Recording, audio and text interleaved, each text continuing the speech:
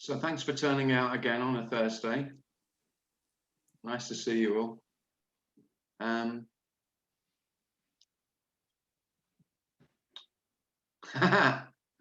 Cribben's gone straight in for the kill with a message saying, "Are you going to speak about death today?" Oh, thanks, Cribben. Yeah, lovely. Let's start on a high note, shall we?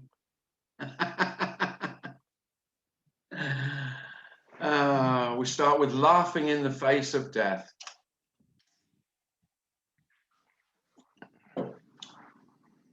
Yeah. Well, death is still the taboo, isn't it? Used to be sex, but death has still maintained its taboo status pretty much.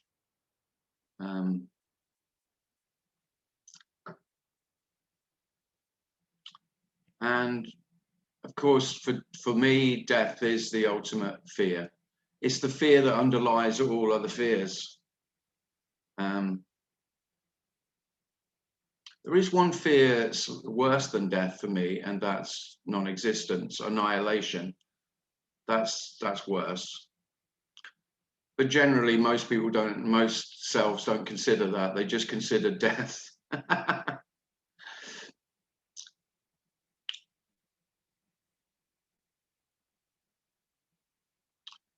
And so, to avoid the fear of death, what most human beings do is spend life considering death as something separate from life.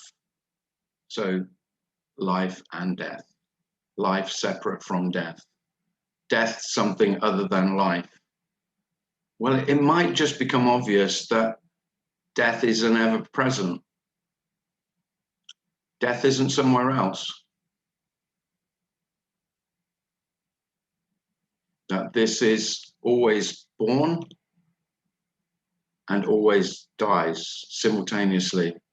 There isn't a beginning and an end. And of course, for me, for the self, for me to have a sense of continuation, to have my life, I was born, I am living, and I fear my end, the end of me. That's not actually how life is.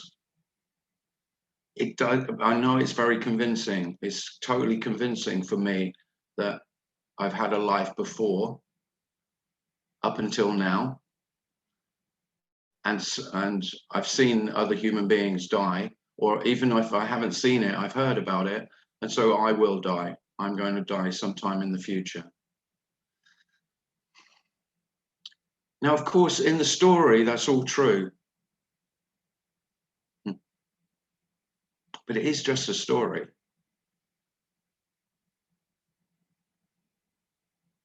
So my death in an imagined future, of course, is just a story. Death isn't somewhere else.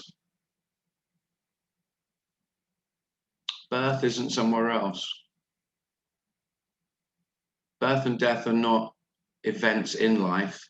They are synonymous with life.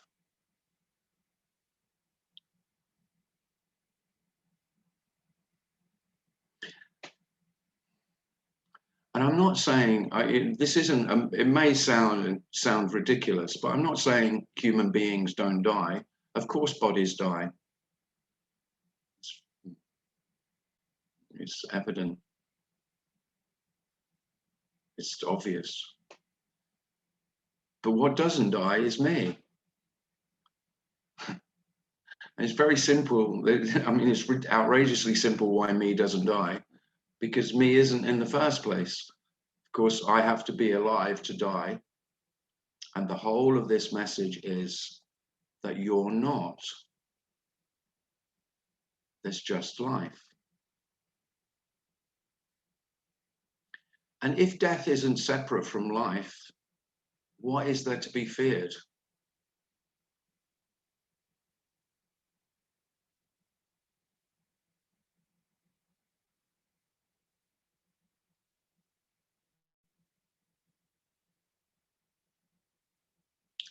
And of course, what self does is it, because death, I can't imagine my death. I can't imagine not being here. I can't imagine not being present. I can't imagine my non-existence. And so I fantasize about what happens to me when this body dies.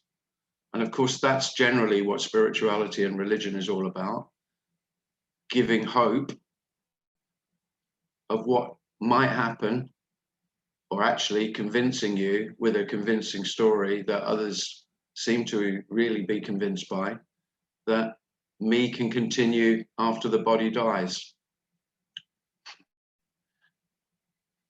And if you think of religion, that's really what religion is all about. Because at the core of self is a fear of death. And beneath the fear of death is a fear of non-existence, of annihilation.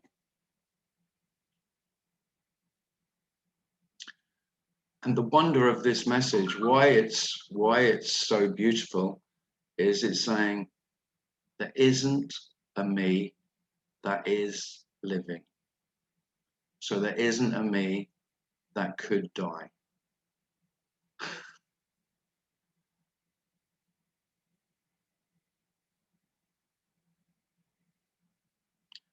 And strangely, it may not sound compassionate, but it's hugely compassionate, because then there's just natural compassion for every human being and their innate, obvious humanness, their fragility.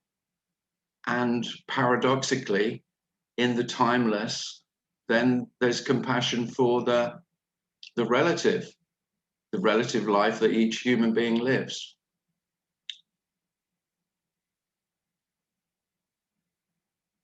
It's much more compassionate than making up fairy stories about what we hope will happen when the body dies.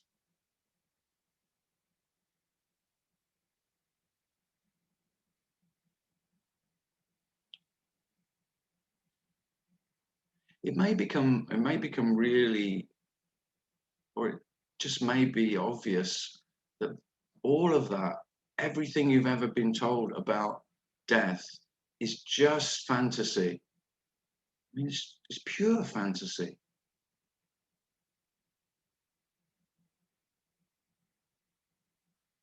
This is kind of a grown-up message. A grown-up message for no one. But rather than believing the fairy stories,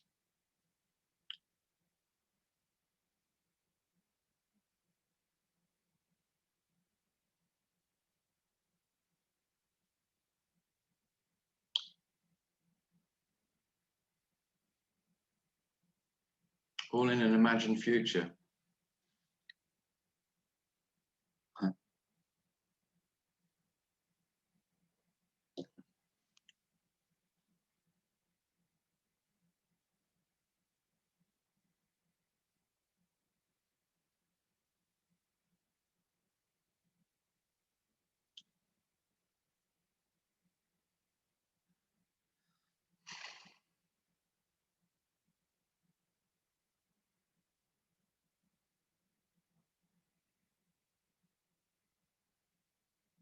So the appearance that things are born, including human beings, they grow and develop, they mature, and then they start to decay and decline and then die. This isn't a denial of that at all. That is the appearance. It's undeniable. All this message has to say is there isn't a you, there isn't me inside. And that's all the fear is for me. It isn't really for the human being. It's the obsession with self, being self-obsessed about my life, and the necessity that I continue even after the body dies. Freedom from that is one of the reasons that we can call this liberation. That life is already liberated. It isn't. a liberation for you in any way, but it is some liberation for the human being. Not freedom from pain, not freedom from the bodily decay, not freedom from all the apparent happenings of life. Not freedom from that. Freedom for that to be as it is. Not in conflict with it. By saying that I can't stand the thought of my own death, me is always in conflict with life. Direct conflict. By being totally self-absorbed, self-centered, self-conscious, self-aware. All of those things that me holds most precious.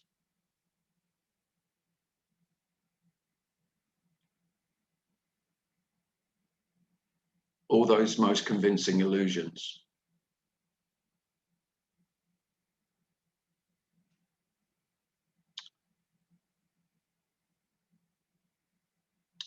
I could say one more thing about death. I mean, it might also be obvious that me dies every night in deep sleep.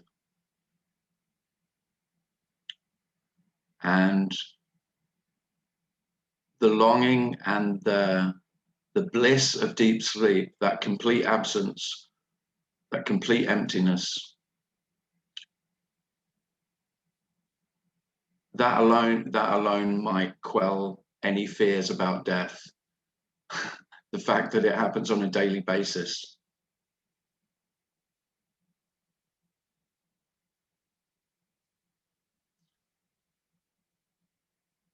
Because what more could death be than complete absence, emptiness, utter, total?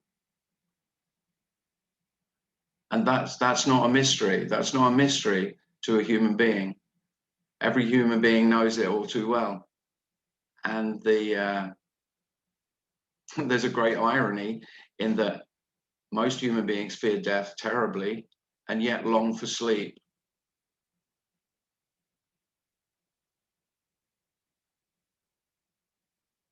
And I love the phrase rest in peace.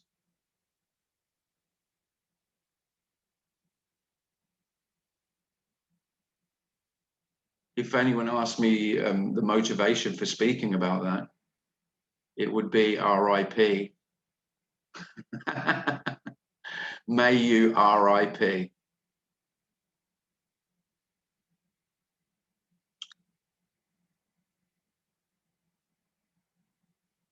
Yeah. So there we are, as a self, longing for our absence and fearing it intensely with terror. And the message is there's absolutely nothing to be afraid of. Of course not. Of course not. Deep sleep, absolute rest,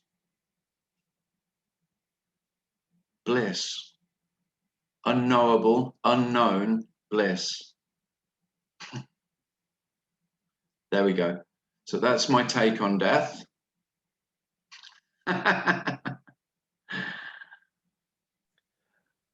Joseph has his hand up, Tim. Hey. Joey, did you say? Yes, sir. Go on, Joey. Yeah, I just want to share something that happened a long time ago with me, and I feel it's appropriate. Yeah, go on. I came back from Tony's. I saw him in Ireland in the residential that he did, and I came back one day and I went out running, and I was in the park. I was running, and then the sky and the earth and the grass and the pavement and everything, it just all melted together. Just everything melted into this one thing. And it was very, and then the people were that too. It was very strange. It was like a bit matrixy, but it was just like all one thing. It all melted into this one apparent thing. It was, You really shouldn't take acid before you run. no, I don't need to. I don't know what would happen if I do. But anyways, and then the thought came in like, oh, you know, look at these people. They think they're people. Oh, isn't that so funny? And I said, wait a second. If they think they're people and they're not, I'm not. And then all of a sudden there was no one here. And this thing finished running, went home, made breakfast, washed the dishes, took a shower. And then when I was like 5 or 6 years old as a kid, I would get these not frequent, but every once in a while, panic attacks. It lasts about 5 minutes, maybe. Yeah. Where I say I don't want to die, but actually what I couldn't imagine what it would be like without the sense of I. Non-being was what I was fearing. You know, what I'm not going to be there at one point. Mm-hmm. And so, you know, this would come on every once in a while. But when there was no one in here, all of a sudden something wanted to have a choice. Because I was seeing that there was no choice, and something wanted to have a choice, and whoom, my whole entire body was filled with this fear. Yeah. I was seeing at that time, it was the same exact fear, the same exact thing that when I was a little kid that I would have, just feel, and it went from my pinky toe up to the top of my head, completely filled up my body. Yeah. Oh, good story, Joe. Yeah. Well, I'm guessing all of us, there aren't any of you here who haven't had whatever we want to call those awakening experiences. I think that's what generally they're termed. Just when, and they can be profound, but they're only that profound in contrast to me. You know, the reason they're so spectacular, and you know, we remember them so much, is because it's the absence of fear. The absence of fear is, I'm not sure about the word bliss. I'm really not too sure about that. But I guess here the understanding of it, or the sense of it, is that there is just bliss without fear.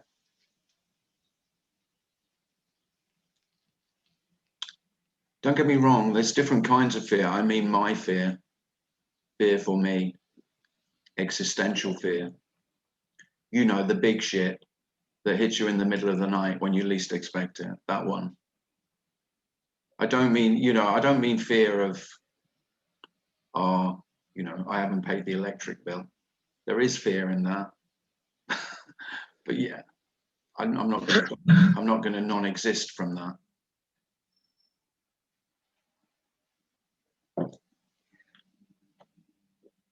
It feels like to me that ever since then, or no, I don't know if ever since then, but it's like this it's like I'm constantly, I feel like I'm doing it, but I feel like I'm like a locomotive and always putting the coal on the fire, like constantly fueling it, you know? Yeah. It's always in the forward moving, grabbing to something, moving something forward. It's a constant agitation that is just, it needs to be fed. It's a never ending dragon. It's just constantly like hungry. And it's a forward moving thing that you have to feed all the time. Yeah, me is a beast, needs feeding.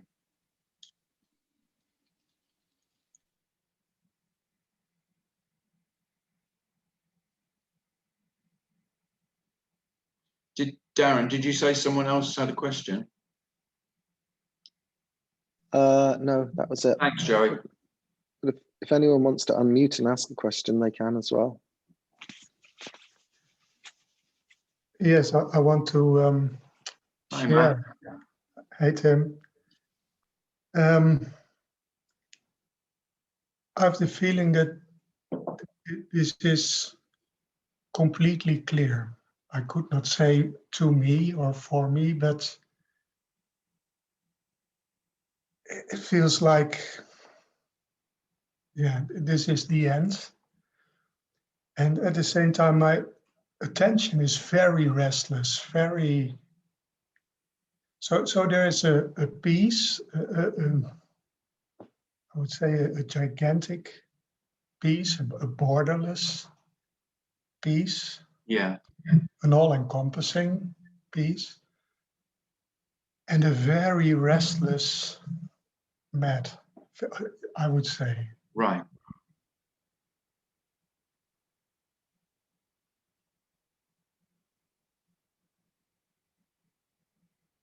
Yeah.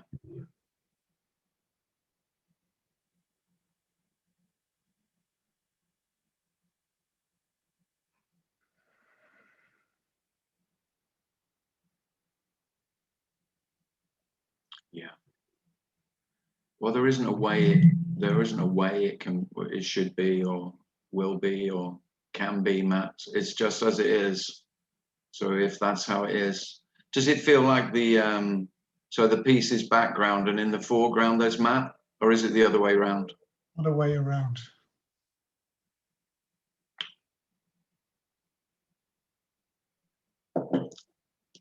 Yeah.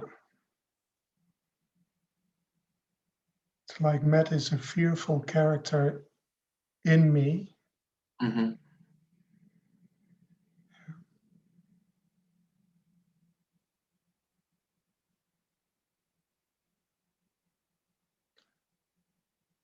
Yeah, that's okay, Matt. Yeah. Thanks, Tim.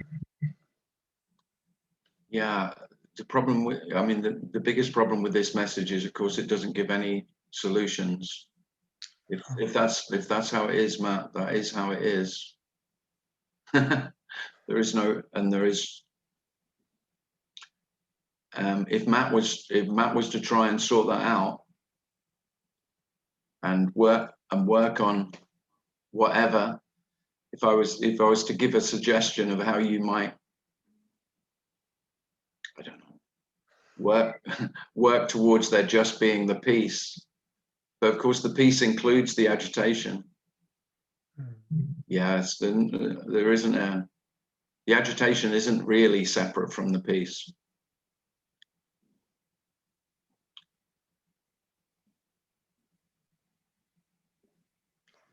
It feels in a way that they do not touch each other. It's like two. It may feel like that, but yeah, it's not really like that. Because that's that. I would suggest that's you not wanting the agitation. You know, I like the peace. I don't like the agitation. Well, they're not really separate.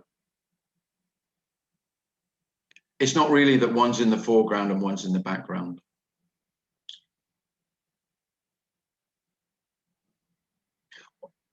That's just. I mean, don't get me wrong. I don't know that. If it feels that way, Matt, that is how it feels. It's not right or wrong.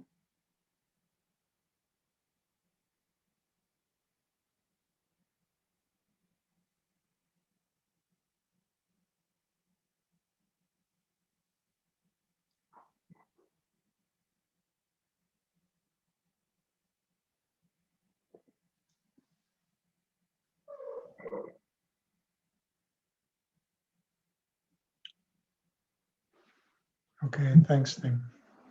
I would also say, Matt, I don't know. This is maybe Tim's attempt to make Matt feel a little bit better. I wouldn't want Matt to think that there isn't agitation quite often here for Tim.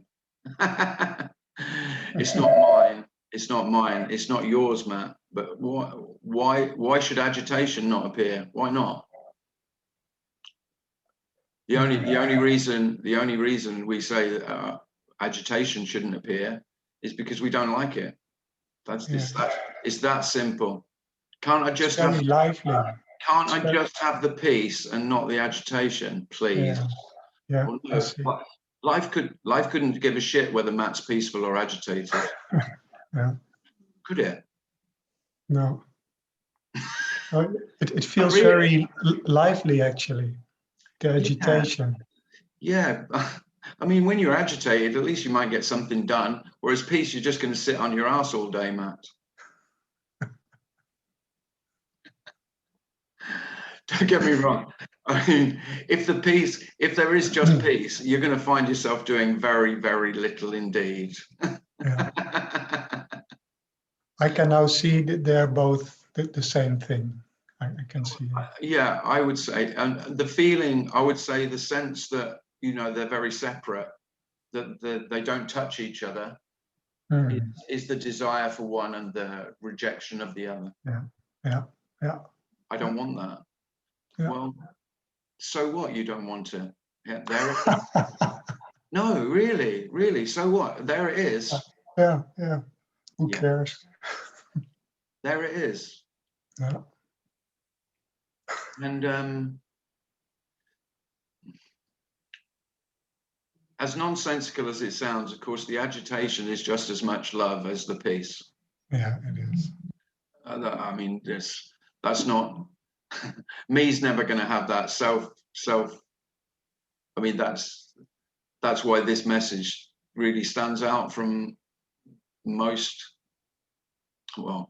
everything human beings have ever said, because it's always about making life better for me. And this message is saying, well, there isn't a me for life to be better, and there isn't a better or a worse life. Life is exactly as it is. I mean, it's beautiful with agitation, and it's beautiful with peace. Yeah. So true.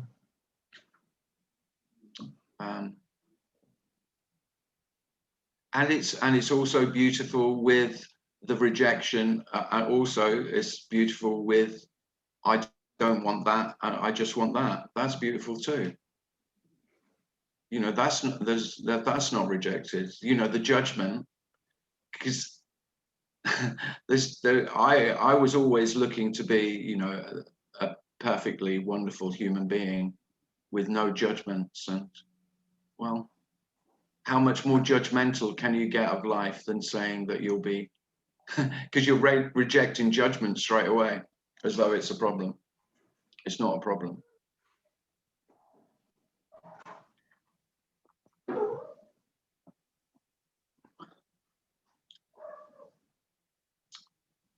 Tim, Thanks, Matt. Yeah, thanks, Tim.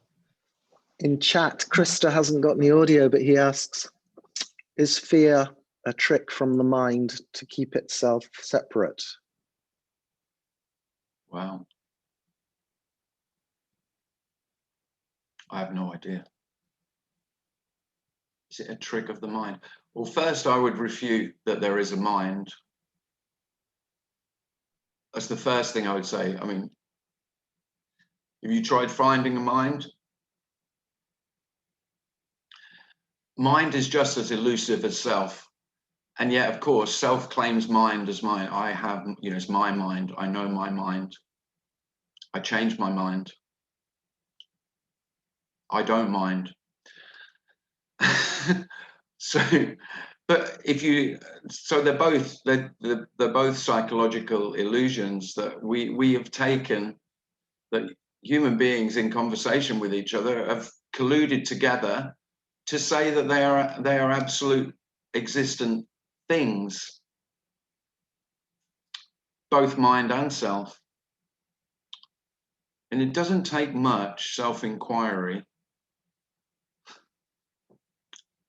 I'm not a real advocate of self-inquiry, but it doesn't take much self-inquiry to look for yourself and find nothing, and look for your mind and find nothing. Self looking for self, mind looking for mind.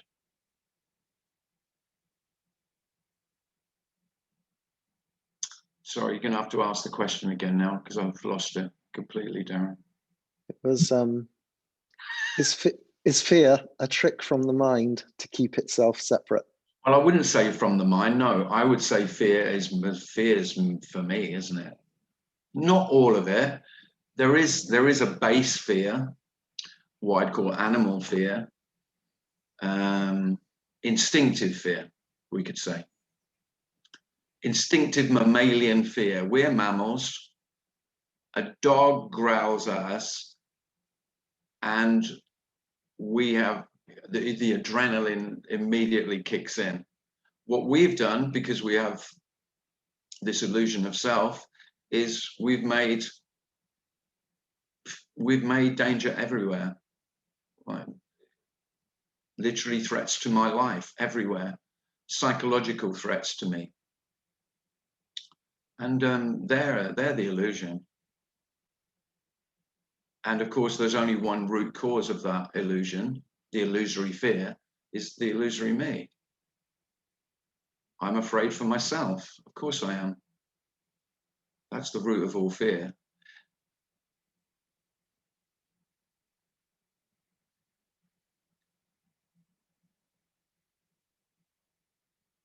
Because I fear any loss, because the sense of self is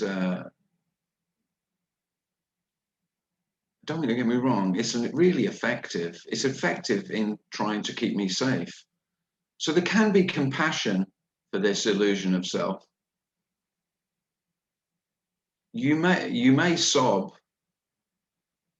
intensely with grief with compassion for self and all its efforts up till now to keep you safe.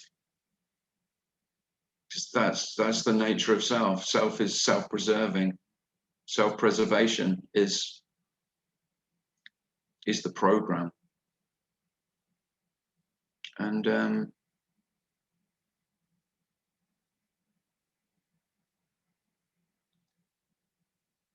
if the emptiness of self becomes obvious or is obvious, then there can be great compassion and mourning for that self who's only ever tried to keep you safe.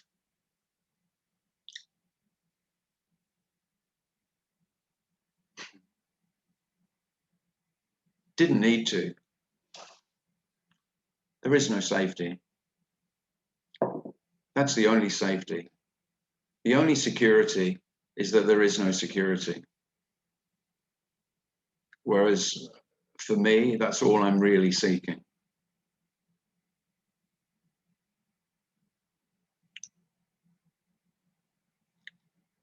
I'm seeking security. That's what all the fear is when my security is threatened. So the fear keeps me safe, or that's what it's attempting to do. And the other great motivator for self is to be connected,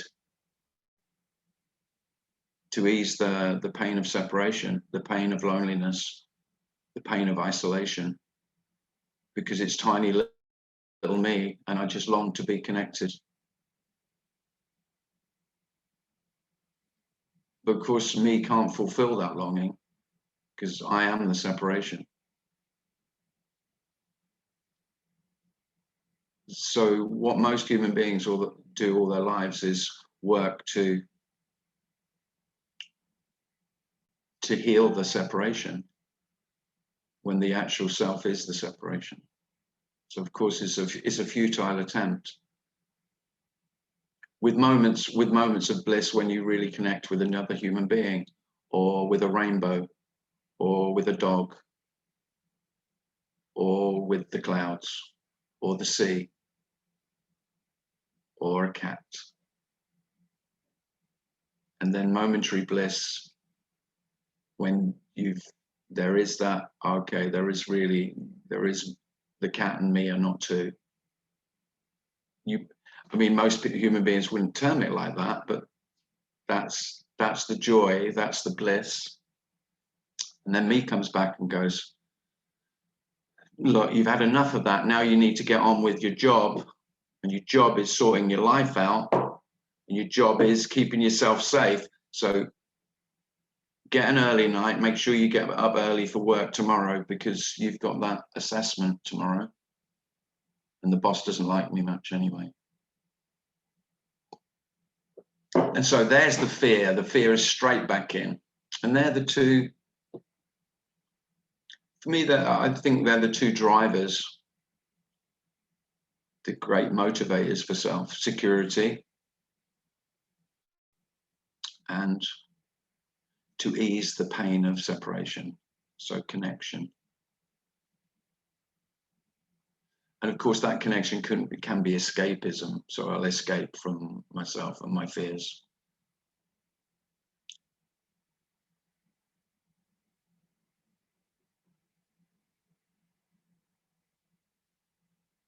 I know full well, self is always well aware that there is no escape. So of course, there's always that, well, I'm doing it, I'm trying to escape, I'm trying to heal, I'm trying to feel better about myself, but I know I can't really.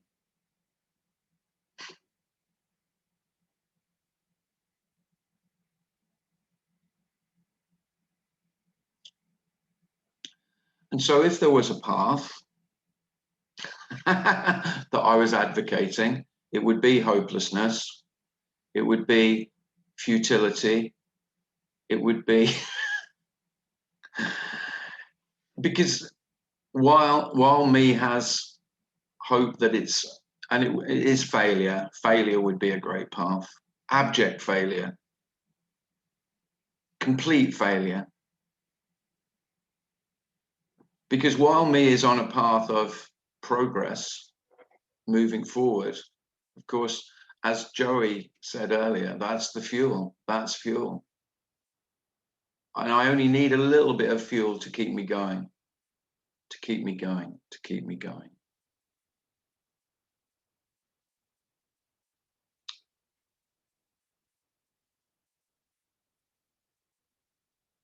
But of course, I'm not advocating those. It seems likely that if me feels successful, it can all blow up. I mean, there aren't any rules. You could have a very successful self and then boom, boom, it's gone. Could be. Most stories aren't like that. But the stories don't mean anything.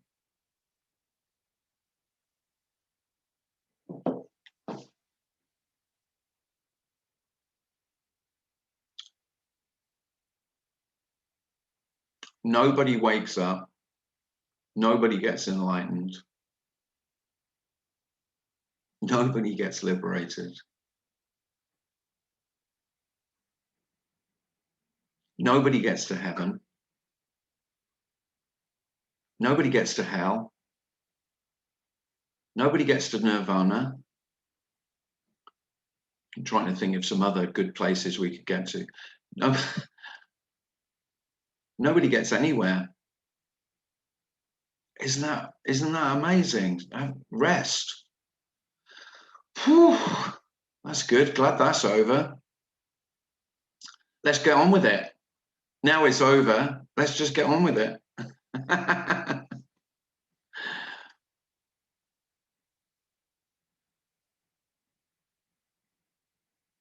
I'm guessing most of you have had the sense of when you've traveled,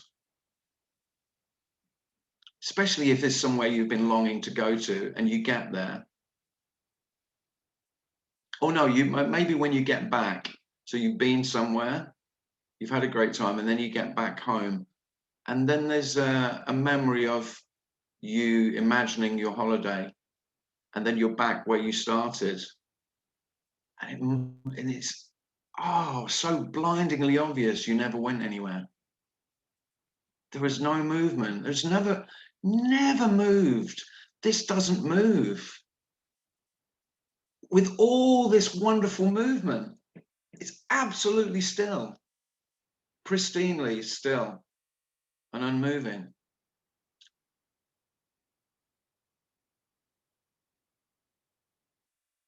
The movement and the stillness are one and the same. The sound and the silence are not two.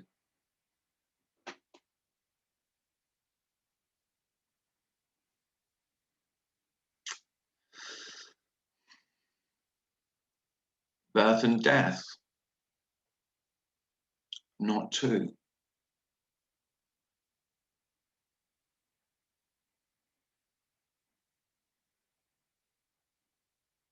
this is not two, nor one.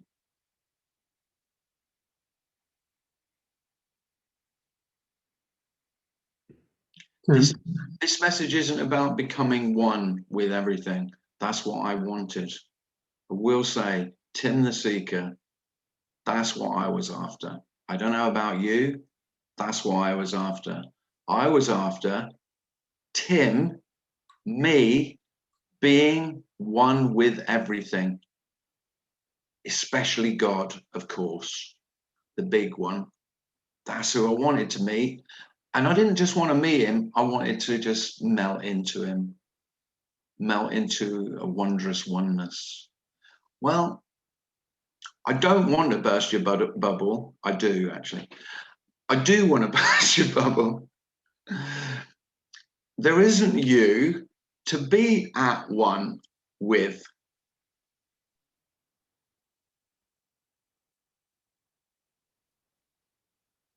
And while there is one to be at one with another one, there we have, there we have the seeker's dilemma. I know there's not another. I know there's only whatever we want to call. I'm calling it this. By the way, it's not this, but I haven't got another word. I'm just calling it this for the sake of calling life something. I haven't got a clue. Don't think that I know shit about what I'm speaking. I don't. But while there's me and the one, oneness, wholeness, completeness that I could be one with,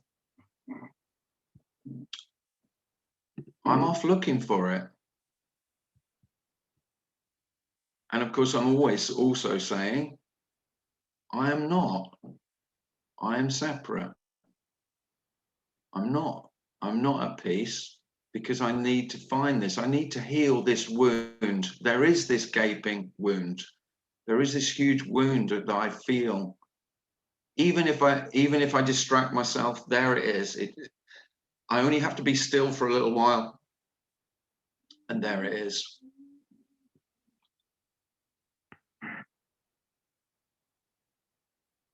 There is no wound, but boy, it feels painful. That pain of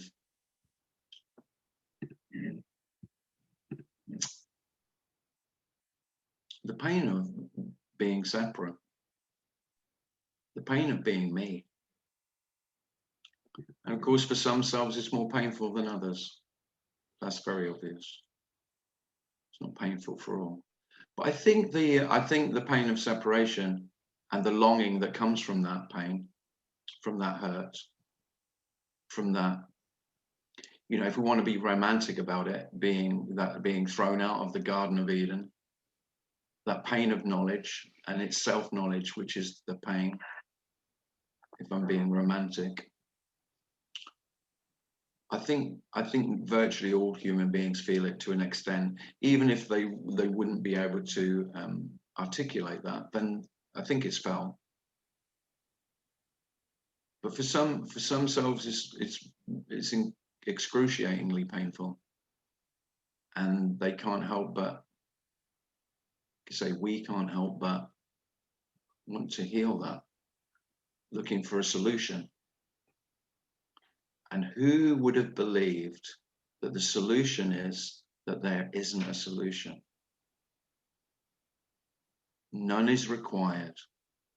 Wow. There is no need to heal me. There is no wounds. The scars are all illusory. The scars of separation, I mean. I don't mean emotional scars, of course. They're on the character. They're just as they are. But it's the end of blaming something. So is it my fault or is it his fault? Is it her fault or is it his fault? It's the end of that. It's no one's fault. There is no one. No blame, no guilt, no responsibility. And yet, of course, they appear just the same, but without my concrete sense of self, even responsibility, because there is a natural responsibility. Human beings naturally respond. That's really all the word means. But there isn't a someone who is responsible, but there is responsibility. It's just a natural responding, reacting. Now that is how it always is, without me claiming it. And without me claiming it, it has a lightness that is incomparable to when it was mine. Yo, Tim. Hi, who's speaking? Hi. Actually, David had a question. Hi, David. Yeah. Yeah, hi, Tim. Can you hear me? Hi, Tim. Yeah, I can hear you fine, yeah.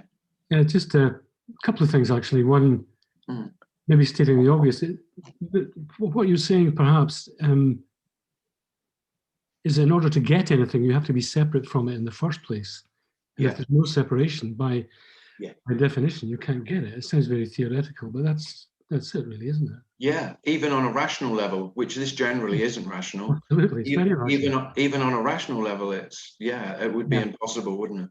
Yes. And the other thing is just a kind of sharing thing. It's funny in some ways, but I mean, I've been sniffing around this for, I mean, I go back to Tony Parsons' cassettes, actually. Wow. So, yeah, that's a confession, David. I'm living proof that none of this works, actually. You've got Tony Parsons cassettes. They're collector's items. Yeah, absolutely. I'm going to take them to Antiques Roadshow if they ever come up here. Yeah. But it's funny looking back. It's only recently that, you know, despite what you're saying about the simplicity of this, etc., that and it's my turn to swear now, that the fucking enormity of this has hit me. What was I thinking of all those years? I know. Why was I wanting? And that's it now. You know, I'm just, wow. It's been a long time. Yeah. Who knows what's next? But I'm shitting myself. Yeah. In a way that I wasn't before. Yeah. It was like a kind of comfort thing, you know. Yeah, yeah. Well, just like any other, you can make non-duality into a doctrine that is comforting. Yeah. Yeah. You can. So just sharing that in case other people are. Oh, thanks, David. No, that's a great sharing, because the emptiness, the enormity as you describe it, the boundless, the fact that there is border, this doesn't have any, we can't be contained, can it? It's just edgeless. Yeah, but for me, and again, listen, turn this into any kind of secondary therapy session on my part, but the fear it's irrational, it's subconscious almost. It's not, I'm thinking about the void and shitting myself. It's just this growing sense of unease, you know. It's interesting in some ways, actually. Interesting. Yeah. But you can't put your finger on it. No, there is no putting your finger on it, no. Even the fear of where it's coming from, actually. No. Yeah. Anyway, thank you. Thanks very much. No, thank you, David. And if anybody wants the cassettes, they can get in touch. I love it. Who's still got a cassette player that you could share David's cassettes? It's brilliant. Wow, that's just reminded me. I haven't had a cassette player since I used to record Top of the Pops on a Sunday night. That's what I used to. Yeah, who didn't do that? All the youngsters out there going, what the hell are they on about? Well, that's it. Sunday evening, everyone sat around the radio. You had your radio cassette player. You stuck a blank. You got a new cassette on a Saturday, so that you could record the top 20. And it was how skillful you were about using the pause button. Yeah. To see if you could make a good tape. Well, I go back further than that. I used to record the John Peel sessions on a big. Oh yeah, I love a bit of John Peel. Right, me and David are just going to talk nostalgic radio. Absolutely. Anyway, thanks again, Tim. No, thanks, David. Yeah, it's lovely what David said. The enormity.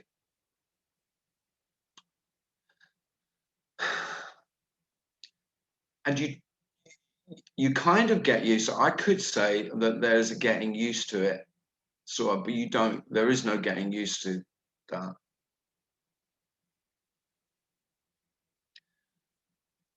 I mean, enormity. Enormity, there isn't a word for everything, is there? There isn't a word that encompasses everything and nothing. Everything that's ever been, everything that is, everything that will be, could be, all possibilities with no possibility. I mean, enormity is a great word, and it is completely overwhelming. And that's why for self can shrink back in fear. And even if it's only, as David said, you can't put your finger on exactly what that fear is or where it comes from, but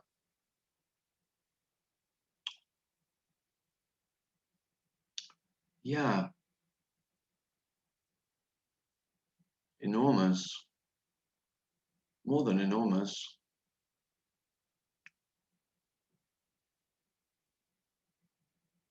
Endless, beginningless,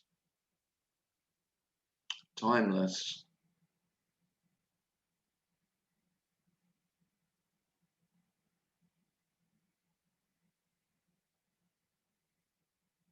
This is timeless and all time. What? How could that be? Well, it is, isn't it?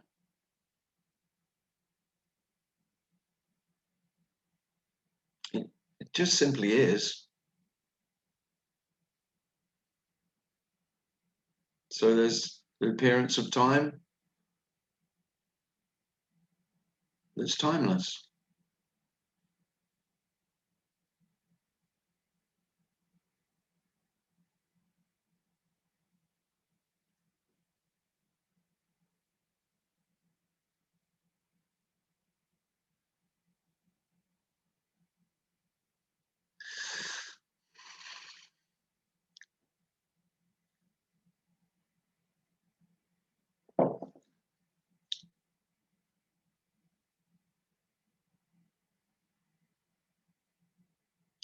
It's simply not there.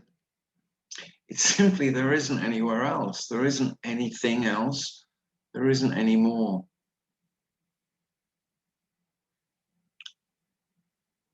There isn't any getting any closer. You cannot get any closer. I cannot get any closer.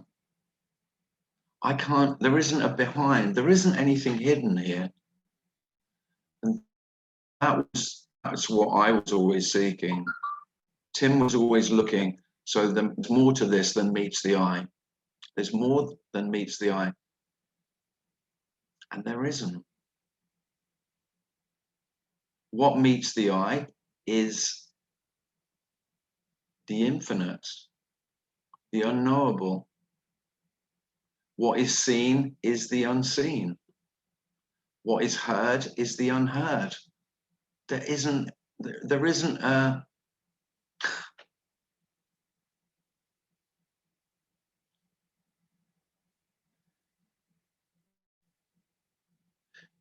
isn't a mystery. This is absolutely obvious. Don't get me wrong, it's not knowable. So in that sense, you can call it mystery, in that there isn't an answer to it. So in that sense, it remains a mystery. But this isn't mysterious, because what you've called yourself, separate from it, looking at it as mystical or mysterious, that's the illusion. The ordinary is the wonder.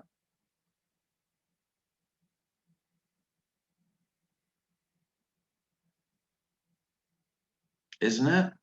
Haven't all your moments of wonder, your most blissful, your most wondrous moments of life, the ones that you wanted to go back and recapture, haven't they all been essentially ordinary?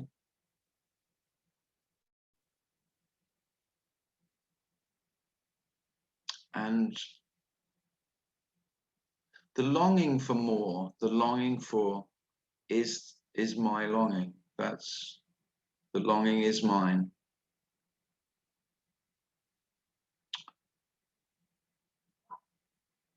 And there isn't a solution to the longing. The end of the longing is the end of self. And in that, nothing is lost. There is no end of self. It doesn't make any sense. Wonderfully, it doesn't need to. The freedom is in that life doesn't need to make sense anymore. The one who needed it to make sense stopped asking the fucking questions. Those incessant questions. Shut up! And then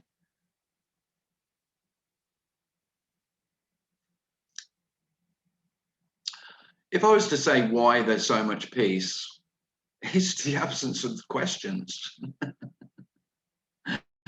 And the discussions and the arguments, I mean, all with myself. That's why I speak about this. That's why this is a compassionate message.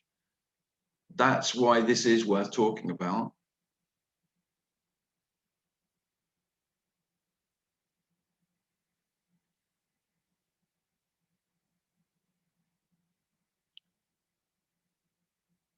Who is it that needs to know life as if it's not completely known without any knowing?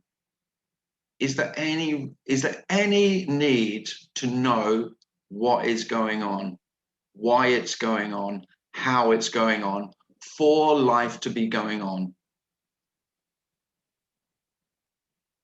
And the answer is absolutely, very, incredibly simply, far too simple for me to ever go near. Of course not. This requires no answers to be just as it is. And in that is included the human being that you have called you, that I have called I. That's perfectly okay, being as fucked up as it is. That's fine.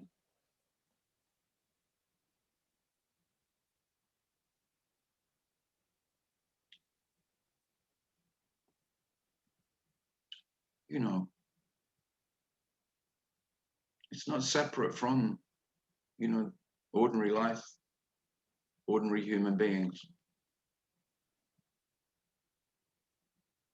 Wonderful life, wonderful human beings.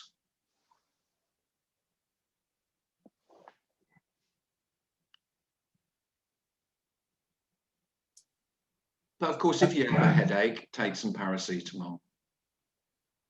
Hi, Tim. Hi, who's that? Rubes. Hi, Rubes. Hi. Hi. Do you live in London? Hi, Rubes. Rubes, you've put troll after your name. It's not a good look. It's my surname. Wow, I thought you were being sorry, I apologize if it is your given surname. I just thought you were being facetious. Sorry, Rubes, go on, yeah. What is facetious? Sorry. There's no facetiousness I thought it was just duality.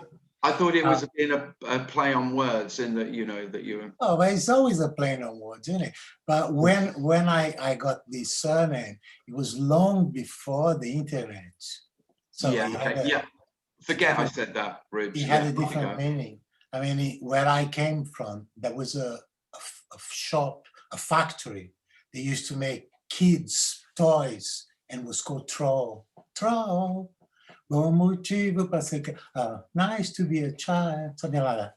So, long story. Well, I asked her, are you in London? Do you live in London? Near Cambridge. Cambridge. Well, I was going to ask you if you know any non-duality dating site. great. Do you No, know?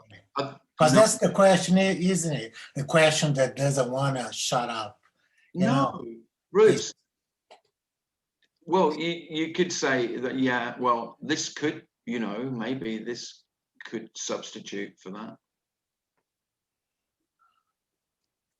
There isn't such a thing, Rubes. well, they do non-duality dating site. No, because of course there wouldn't be anyone turn up, would there? Are you sure? Are you sure? All the Because guys here are sex offenders. I'm not. the other spiritual sides, they're all boring. The people are just, they are all those dreams. Oh, I'm so eco-conscious, and it's just, So, I mean, this crew here seems more down to earth. Well, it's not down to earth yeah, I because think- everybody's that's fair. It away depends. with the fairies, this lot, but Yeah, in So- a way, you know, but I it's don't less- think that doesn't less necessarily make demon. it more likely that you're going to get a date here, though, Rubes. Oh, I know. Well, we can try, can't we? We can voice or Why not? even Yeah, as long as you're dreams. as long as you're vaguely respectful about it, Rubes, that's fine. Oh, I'm being respected, aren't I? You are, yeah, Thank you. it's fine. Anyway, you don't know. That's all right then. But anyway, to answer your question, no, I don't know any. All right then. Thanks.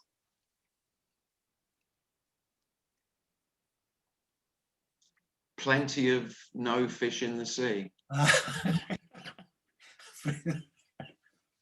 That was good. Thank you. Nomatch.com.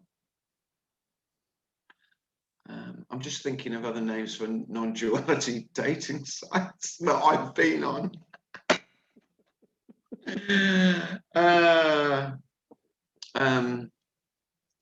Tinder, but no firewood. That's enough of that.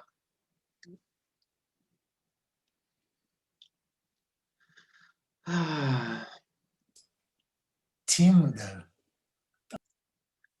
Rubes, Rubes has come to find a date. Well, who knows where you'll find love? It's everywhere.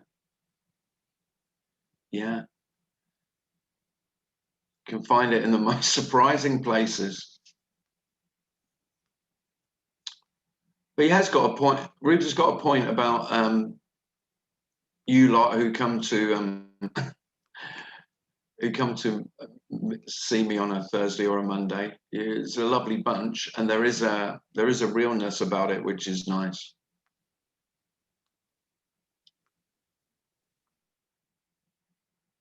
If that's what you're looking for in a life partner. So what I'd like you to do is all write a little, introductory paragraph for the new dating site. Saying I what, suggest not dating anybody from non-duality. They're all nutters. very true. If you can steer clear. I mean, you're obviously nuts because you're here. So why would you be looking for another one? Try and find somebody who's vaguely sane. I know. Find somebody normal. Yeah, because somebody's got to earn the money as well, Joey. Good point. Because of course you don't want to go to work, so you need somebody who's at least got a sense of me and with some motivation. That's a good point, Joey.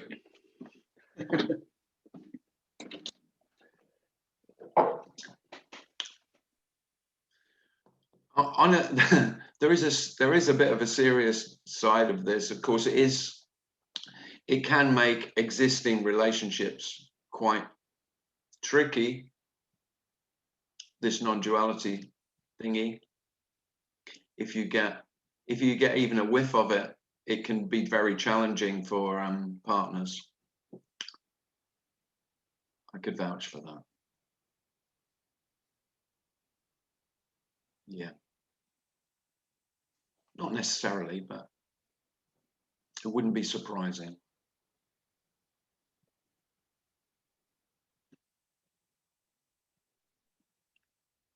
Has anyone else got a question? or something else that they'd like me to talk about other than dating. I think I'm just going to leave that, you know, for each of you, rather than use this as a dating website.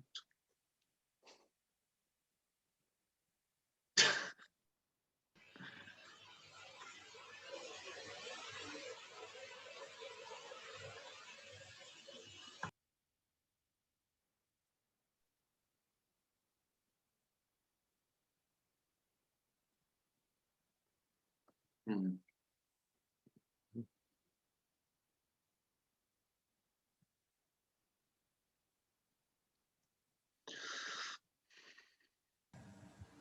I have something.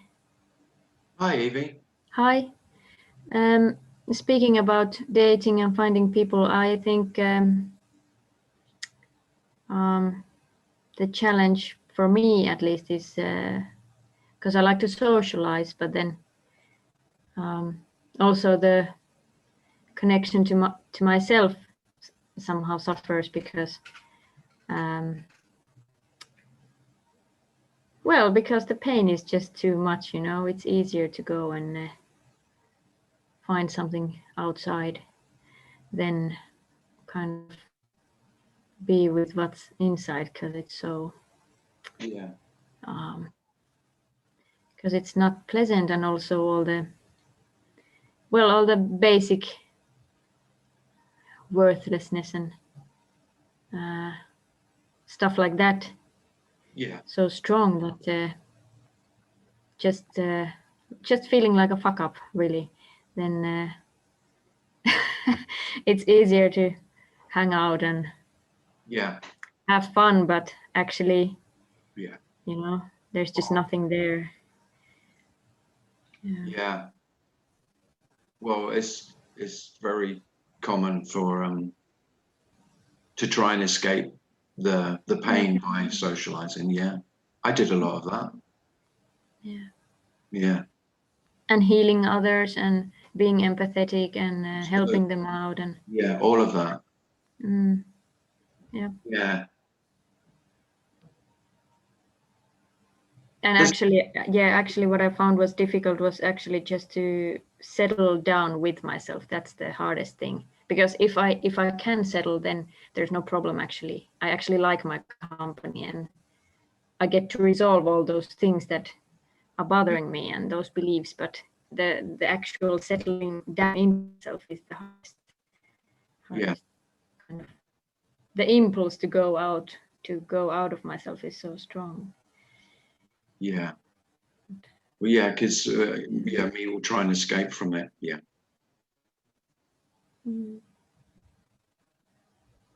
Yeah. But there's nothing right or wrong about either. Yeah. It can just be a long sidetrack or long road,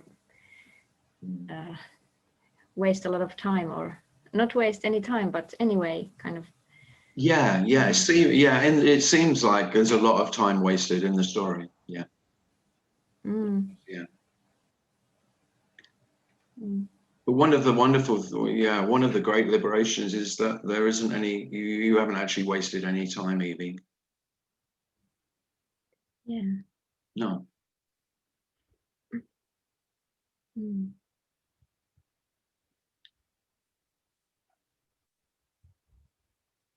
There is no time to get here. It took no time. Yeah. Yeah, that's nice. Took no time. And whether you're out socializing, you know, and there's seeming a few hours respite from the pain of feeling like a fuck up. And even if there's awareness, I know I'm escaping from it. That's all fine. It's all okay. There is actually no escaping. There's actually no one who's trying to escape, and there is no one who is escaping. Yeah, actually, even the bad parts can be kind of meaningful, or something. It can feel quite. It can feel the right place to be, even though it's fucked up. Yeah.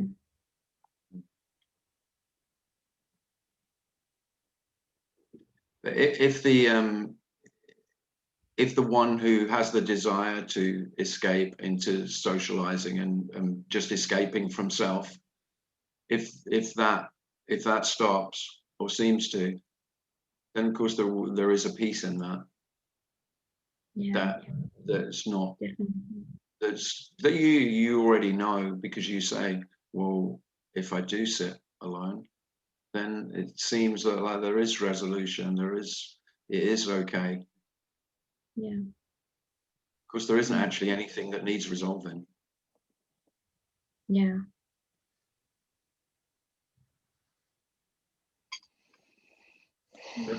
There is no fucking up, Evie.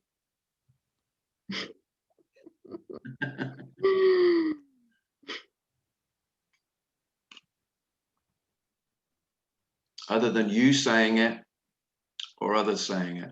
That's it. That's it. That's all that means. Doesn't mean nothing else. It just means that's what fucking up means. Evie saying I fucked up, or someone telling Evie, you fucked up. That's it. And when it is just that, and not really fucking up my life, really fucking up someone else's life, there's the peace that passes all understanding. Don't get me wrong, the stories of fucking up, they can still be told. But without the stories and the telling of them, where is that? Yeah. It's only in the stories. And if they're just stories, of course, they don't have weight. It's when they're real, when they're really, absolutely real, really fucked up there.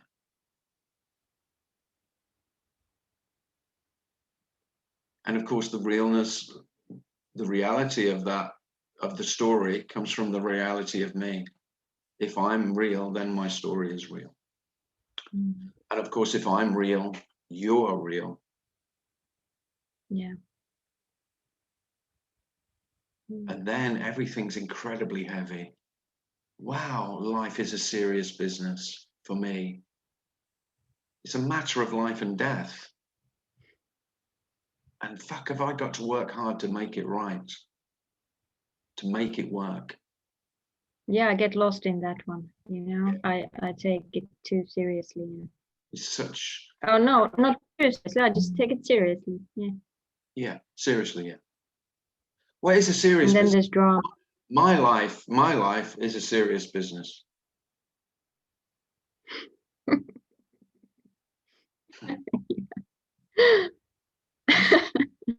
Yeah. Oh my God. And I tell you what, if you start to take it a little less seriously, the other me's that don't know Evie, they're going to go, what the fuck's happened to Evie? She's not taking life seriously. She's really fucking up now. If you start to laugh at life a little bit, the other me's are not going to like it. And they'll try and drag you back into the seriousness of the story. And you need to sort your life out, Evie, and start acting and realize the seriousness of your action.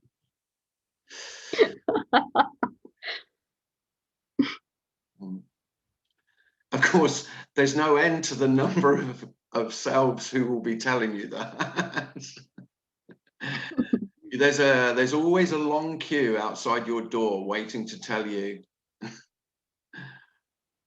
that that you fucked up.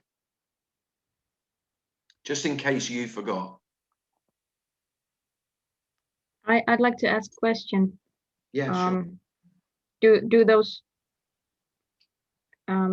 incidents when people start to kind of, okay, this is just imagination. Yeah.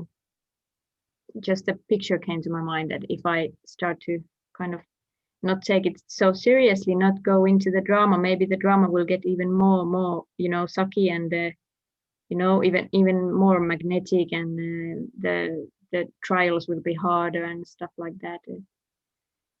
Something like that came to my mind. Well, there's a story, Evie. You just told me. Yeah, that's a that's a that's the torture. That's nightmare. Well, well, there's a story that me would tell. So, of course, without me, it would just be much worse because I'm the one who's making it just about bearable. And without me and at least I'm trying to sort my life out. At least I'm trying to keep it together.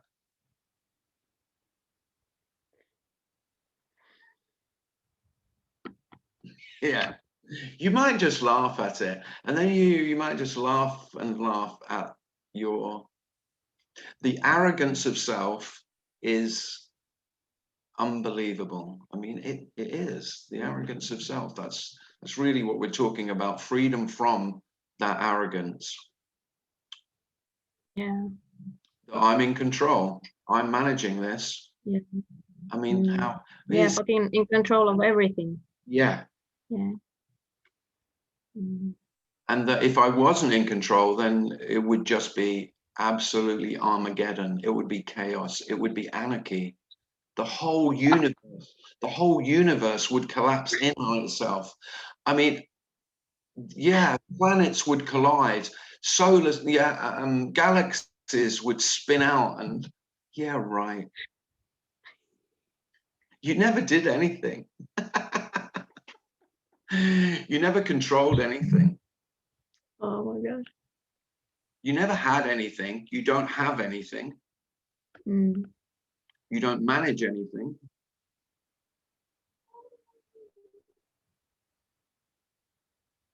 Even if there is, if I somehow let it slip, if I let that control handle slip, then everything will fall apart, and it will be hell.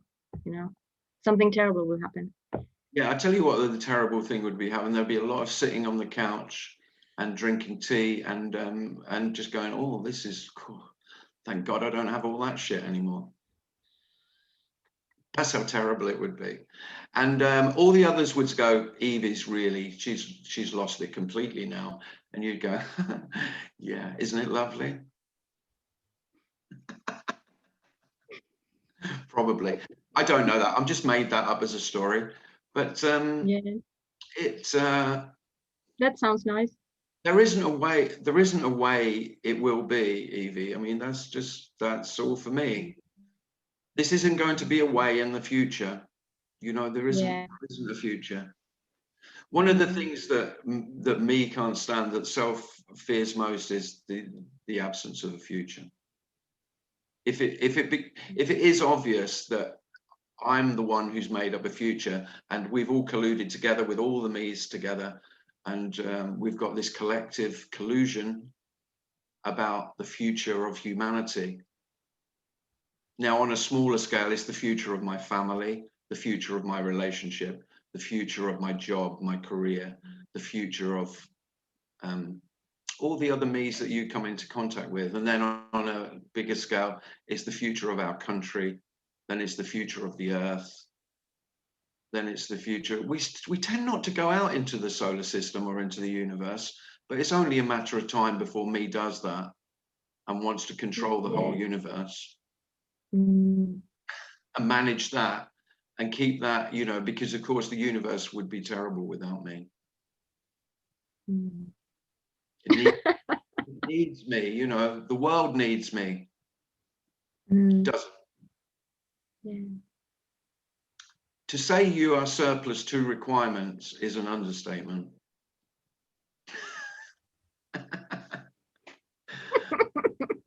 There's no, you're just not needed. You're just not. And me says I'm essential. I say, well, I'm essential. I'm the one who's holding it all together, this life. It's a lie, you're not. This doesn't need any holding together. This doesn't need any management. Wow.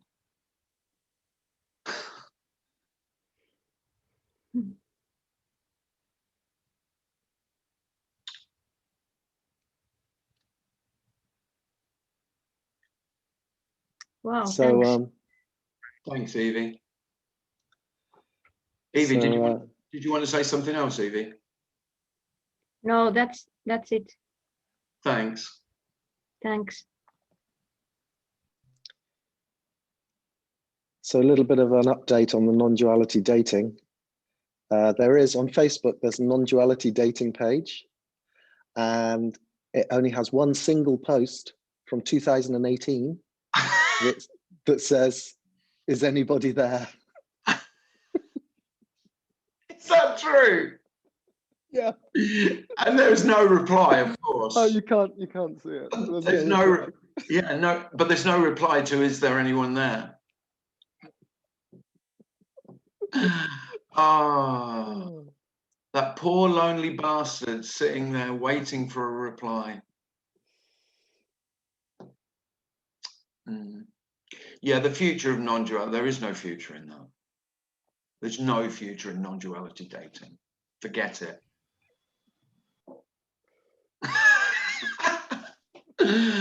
Oh dear. Or maybe there is, and this could be a lucrative sideline. No, not really.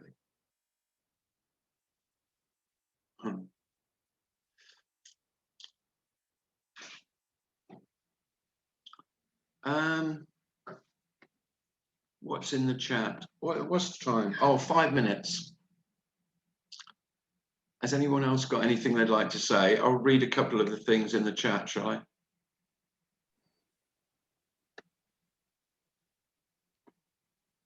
Oh, Rubes has come up with Tinder, which I have to say, Rubes, is pretty fucking good.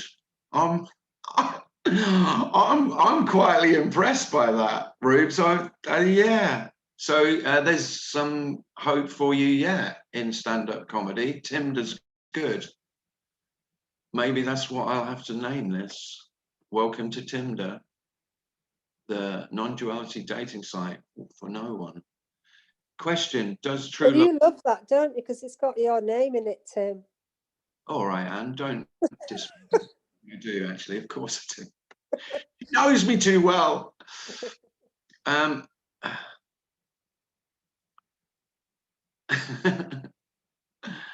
Well, question for Tim, does true love escape or dissolution into another exist? Ooh.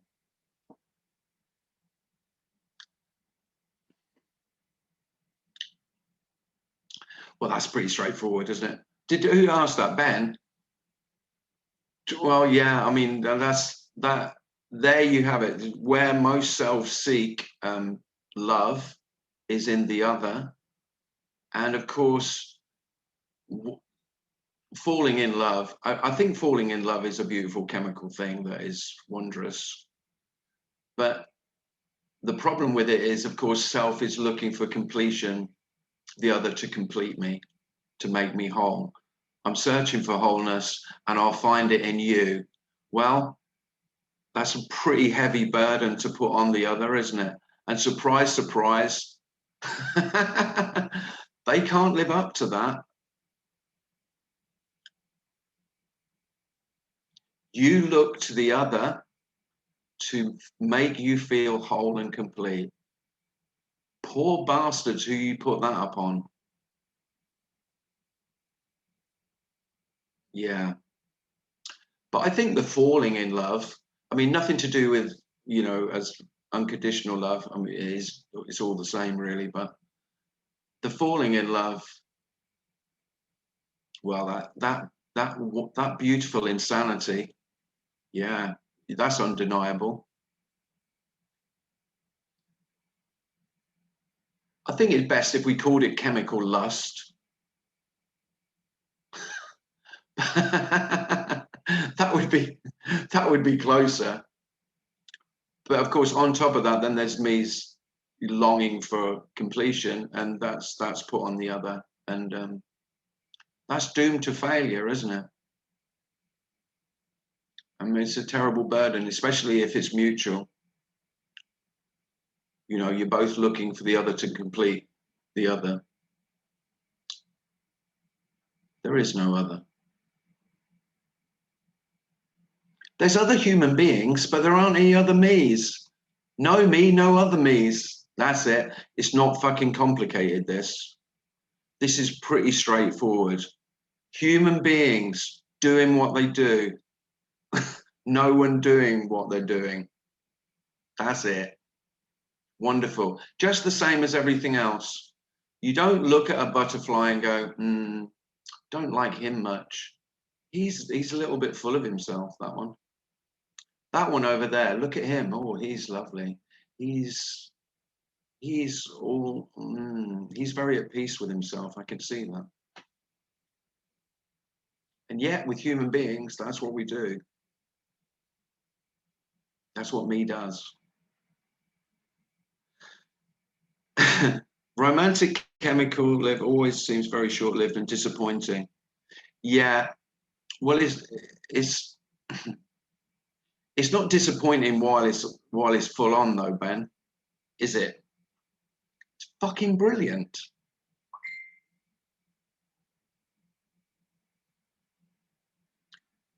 So this message hasn't got anything to say about that, but of course, other than looking for completion in the other, is what me does, and I can't help it.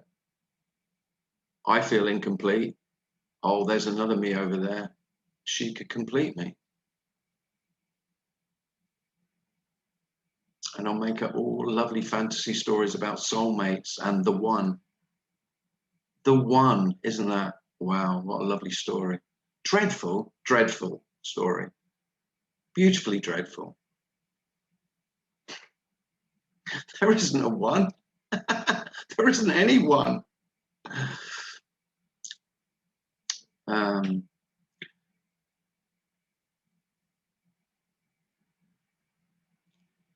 So Evie says, well, good love could wipe away your eye. Well, well, you could say love, but that's not that kind of love, Evie. You know, love has 1,000 faces, and the being in love, you know, that personal lust love, in love. Of course, that's love. You could just say this is, everything is love. But not that in loveness. No, nothing wipes away your eye, Evie. There is no eye to wipe away.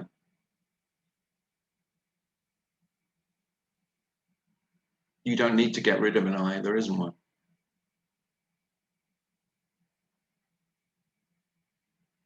You can't get rid of it.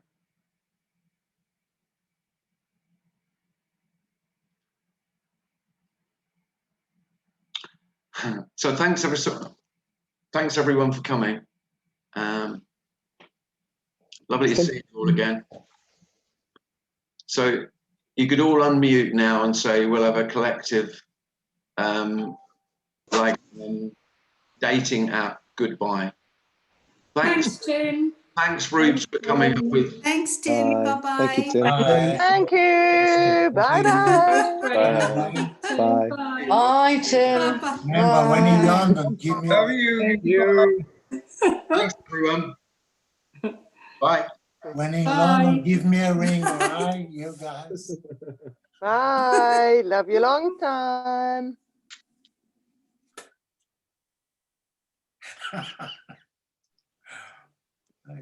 Oh, I could say if you feel it's been worth anything, which of course is not, but if you feel it has and you'd like to donate something, then you can at PayPal.me, Tim Cliss. Thanks. Oh, and if you haven't bought the book yet, then of course you got it. You need to do that. What is it called? What's the name? And by the way, oh, if you we got it. It's Yeah, here. oh, there it is. Nina's got one there. And if you bought it, What's the point in buying it? if you bought it and you liked it, then please write. It's Tim Cliss by This Deafening Silence. Got it for Kindle. No? Next week, hopefully, I'm going to have a new page on my website, Deafening Silence. Yeah, milk it. Why not? And yeah, so a new page where I'll have an events page, because I thought I really love the website. I don't know what you think of it. If you haven't had a look, have a look. Tim Cliss this. Yes, It's very and nice. it has got my name in it. Yeah, it's going to have an events page, so I can have, so all the links will be on there, so you won't have to search around like you do at the moment. So hopefully that'll be up next week. One good thing is all these videos, all the recordings now go straight from YouTube straight to the website. Thanks to the lovely Dimitri, who built the website for me very kindly. Yeah, so hope to see you on Monday or Thursday or both. Thanks for coming. Thank you. Take care. Thanks. Bye. Bye.